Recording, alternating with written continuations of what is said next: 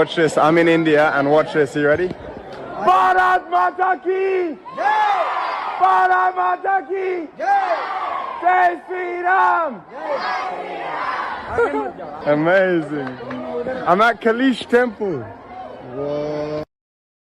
जय श्री राम, जय श्री राम, जय श्री राम, जय श्री राम, जय श्री राम। सोशल मीडिया पर एक वीडियो ने तहलका मचा रखा है, जिसमें एक ऑस्ट्रेलियाई पर्यटक भारतीय संस्कृति और सनातन परंपरा के प्रति अपनी उत्साहपूर्ण श्रद्धा व्यक्त करते हुए नजर आ रहा है। भारत में रहना है, श्री राम को मानना होगा। तो अभी इंग्लैंड में आप क्या करते हैं?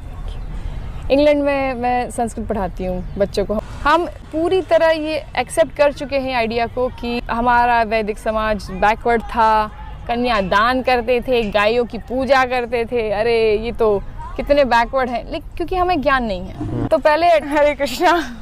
मेरा नाम श्री कुंदा सेवनी दासी और मुझे वृंदावन में रहती हूँ।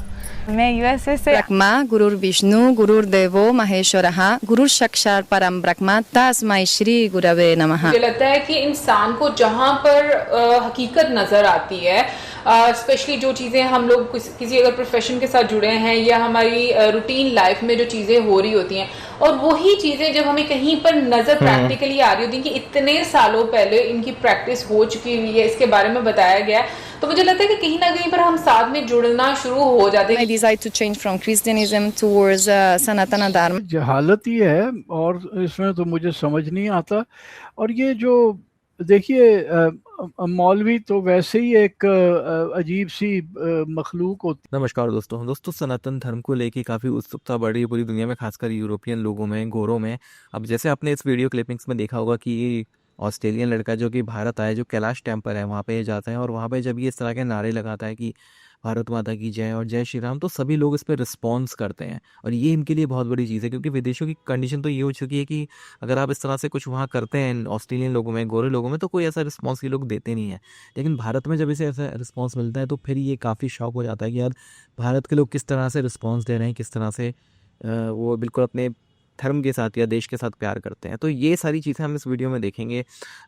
कैलाश टेम्पल क्या है ये आप सभी लोगों को पता है, और इसी की पे जब ये वीडियो पहुंचता है पाकिस्तान, जब पाकिस्तानी इस क्लिपिंग्स को देखते हैं तो वो क्या सोचते हैं, उनके क्या विचार हैं, वो सारी क्लिपिंग्स हम इस वीडियो में देखेंगे। तो ये वीडियो बहुत इंपॉर्टेंट है दोस्तों, आखिर तक वीडियो ज़रूर देखिएगा, और वीडियो अच्छा लगे तो लाइक करें, शेयर करें, चैनल को सब्सक्राइब करना ना भूलें, बेल का आइकन प्रेस करते हैं लेटेस्ट नोटिफिकेशन के लिए। आइए आगे बढ़ते हैं इस वीडियो में। साथ ही साथ हम ये भी देखेंगे कि किस तरह से पाकिस्तानी खुद ये बात बोल रहे हैं कि जो मुल्ले हैं उन्होंने किस तरह से पाकिस्तान को बदनाम कर दिया है, पाकिस्तान की पूरी इमेज ख़राब कर दी है, और पॉलिटिकली जो मुल्ले होते हैं वो कितने ज़्यादा खतरनाक होते हैं। वो सारी चीज़ें इस वीडियो में आप देखेंगे, तो वीडियो को अंत तक जरूर देखिएगा। लेकिन बकाया रिलीजन के कोर बिलीव्स क्या आप उनको पढ़े।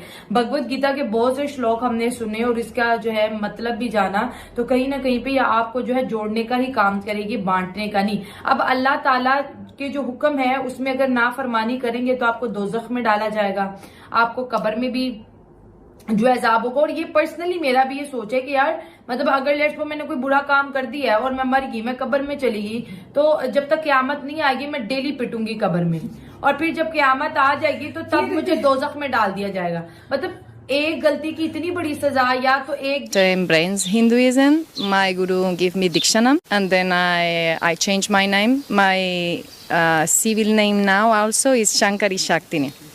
And in which age you came on this path, on Hinduism path? I was 18 years old. You were just 18 years old. Yeah. So 18 years old girl came India and she became like a sadhvi. She living a spiritual journey. It seems very strange. So tell me something about this journey. That how did you know about India, Indian culture, Sanatan Dharma, and how you motivate to come on this path? I think it's. I didn't know anything about India, and I didn't know anything about yoga, Sanatana Dharma at this time. But when I'm starting to attending lectures, pravachana from Gurudev, and starting to know more and more about Sanatan Dharma, and everything for me seems to have a lot of reason behind. You see this in our Sanatana Dharma, we have answer to everything. Whenever you ask something, Sanatana Dharma used to have a rational, scientific way of answering. So for me, it was like a sparkle light. Whenever I have received by the scriptures answering, like in the Bhagavad Gita, on through the pravachan of my Gurudev, then it's like everything has sense. It's not just a matter of just belief. It gives me sense of what I'm learning. In which point you feel that I should live this life, Spanish life, and I should go on the path of Sanatan Dharma? I started step by step. Firstly, when I was 18 years old, and starting to know some features about Dharma, how to place my life in Dharma, before I was surrendering by the normal things when you're very young.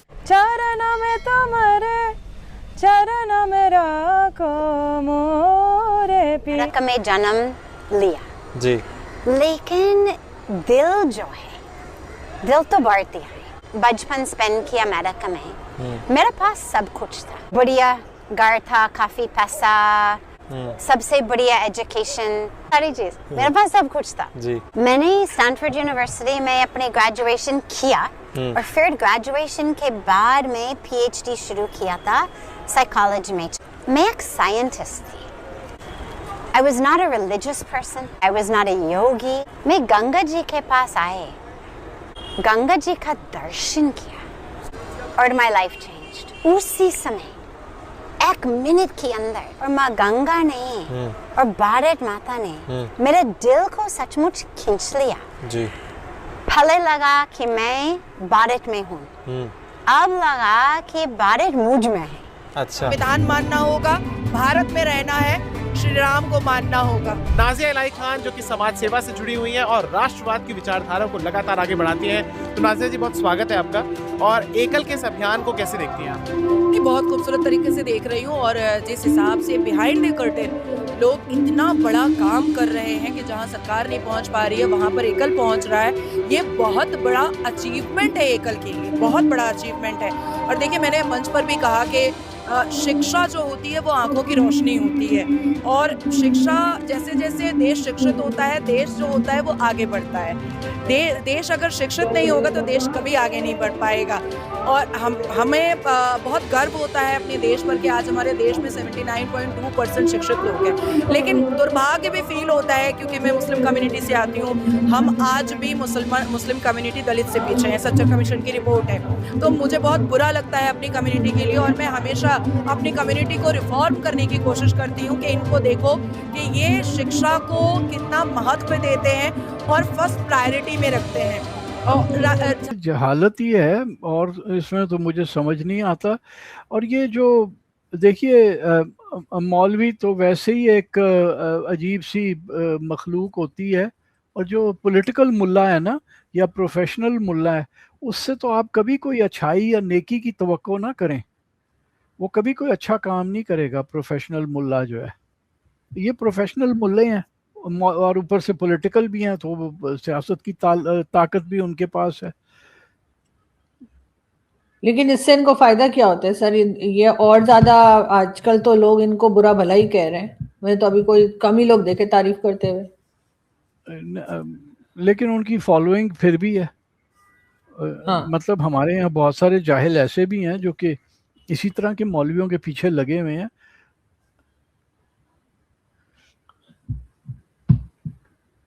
बिल्कुल, मतलब लेकिन जी एक मौलवी है जो बैठ के बच्चों को बता रहा है कि जी जमीन चांद के गिर्द नहीं घूमती, सूरज के गिर्द नहीं घूमती, सूरज जमीन के गिर्द घूमता है, जमीन तो साकित खड़ी है। बच्चे ने कहा कि जी जो साइंस की किताब में तो ये लिखा है। कहते हैं ये तो फजूल की बात है, इन्हें क्या पता। मौलवियों से क्या आप किसी भी अच्छी चीज की तवक्को नहीं रख सकते ना।